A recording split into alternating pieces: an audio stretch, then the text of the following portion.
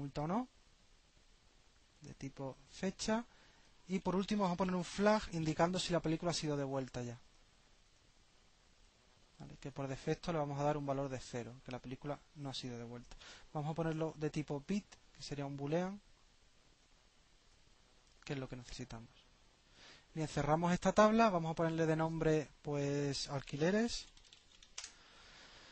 Ya tenemos las tres tablas construidas y ahora nos faltan las relaciones entre esas tablas. Esas relaciones las podemos hacer también desde el editor que habéis visto, pero hay una forma mucho más cómoda, que es creándonos un diagrama visual de la base de datos. Veis que he pulsado botón derecho sobre diagramas de base de datos, agregar nuevo diagrama.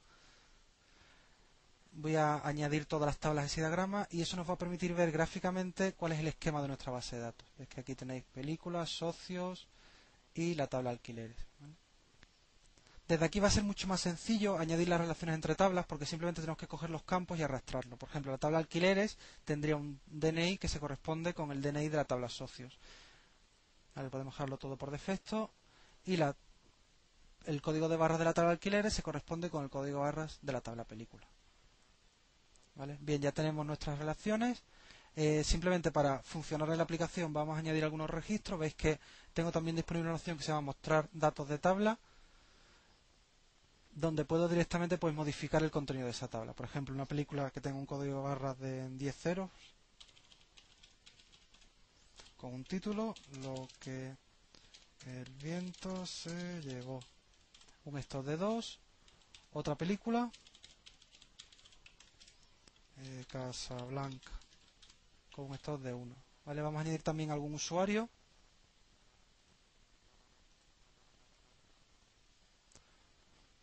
Por ejemplo, un usuario con DNI 0. La T es la letra que le corresponde al DNI 0. De nombre, Pepe Pérez. Teléfono. Email. Vamos a añadir otro usuario. Este le corresponde la R.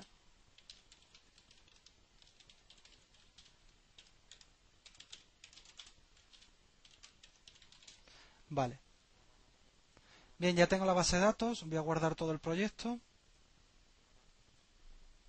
con las relaciones que hemos creado, etcétera, etcétera. Y ahora ya me puedo centrar en la interfaz gráfico. Bien, antes de crearme el interfaz gráfico, voy a crearme una pequeña capa de acceso a datos que me permita acceder, que me permita abstraerme de las fuentes de datos. Bien, para eso lo podéis repasar en el capítulo de acceso a datos con ado.net. Tenemos lo que se llaman los datasets. ¿Vale? Desde Visual Studio tenéis pleno soporte a los datasets y de hecho gráficamente podéis crearos esos datasets. Incluso en lugar de crearos vosotros el dataset podéis especificarle una fuente de datos, una tabla, por ejemplo, de una base de datos y que él solo cree ese dataset. Bien, para ello lo que voy a hacerme en la ventana orígenes de datos, 3 nuevos orígenes de datos, uno para cada entidad de nuestra aplicación. Veis que me permite crearlo a partir de un servicio web o a partir de un objeto, que sería el caso de si tenéis una arquitectura en n capas, donde no accedéis directamente a la base de datos, sino a un servicio web o bien a un objeto de la capa de negocio. En este caso hemos dicho que directamente vamos a acceder a la base de datos. Me pregunta la base de datos a la que quiero acceder. Me pregunta también si quiero guardar la cadena de conexión en el archivo de configuración para que la pueda configurar luego más fácilmente.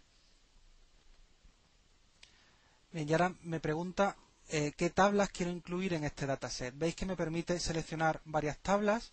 En el caso de que seleccione varias tablas, me va a crear una entidad que suele ser muy útil para relaciones maestro-detalle. Por ejemplo, una entidad factura que está relacionada con una entidad detalle-factura, pues esas dos tablas la podíamos encapsular en una sola entidad. En este caso no tenemos ese tipo de entidades, sino que directamente vamos a seleccionar una entidad para cada tabla.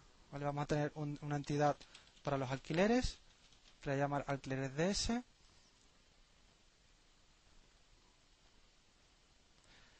Eso se está conectando ahora mismo a la base de datos para crearme esta fuente de datos con todos los campos.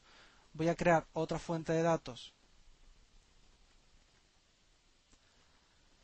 para la tabla películas, que la voy a llamar películas DS.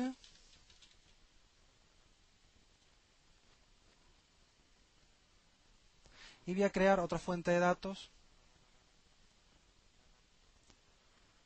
para la entidad socios.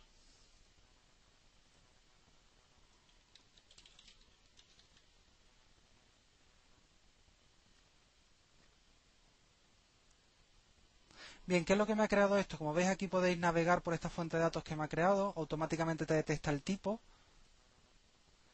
y podéis directamente también editar el dataset que hay asociado con esa fuente de datos. Veis que he pulsado con el botón derecho editar dataset con el diseñador y aquí se os definen dos cosas. Por un lado, la entidad asociada, que como veis pues tiene los campos de la base de datos. Esto le podemos cambiar el nombre también si queremos, pues por defecto alquiler ID, socio DNI, etcétera, etcétera. Cada campo de esos será del tipo correspondiente, de tipo cadena, fecha, etcétera, etcétera. Además de esa entidad, que la entidad no es más que una clase que nos va a permitir almacenar en ella todo el resultado de alguna consulta y poder modificarlo y actualizarlo con la base de datos, tenéis lo que se llama un adaptador.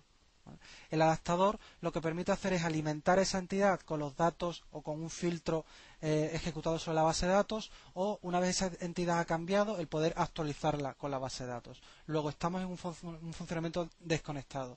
¿Vale? Por un lado, alimentamos la entidad alquileres, que es una clase derivada de dataset que está en memoria. Eso lo podemos modificar sin estar conectado con la base de datos, y cuando acabemos con esas modificaciones utilizamos de nuevo el adaptador para sincronizar esos cambios con la base de datos.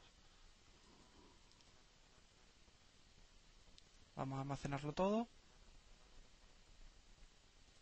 Bien, y después de esto nos queda, ya tenemos tanto nuestra base de datos como las entidades asociadas a esa base de datos, entidades en memoria que simbolizan a nuestros objetos de negocio, en este caso alquileres, películas y socios, y también tenemos ese adaptador que nos va a permitir a sincronizar esas entidades en memoria con la base de datos. Ahora nos queda desarrollar el interfaz gráfico de la aplicación.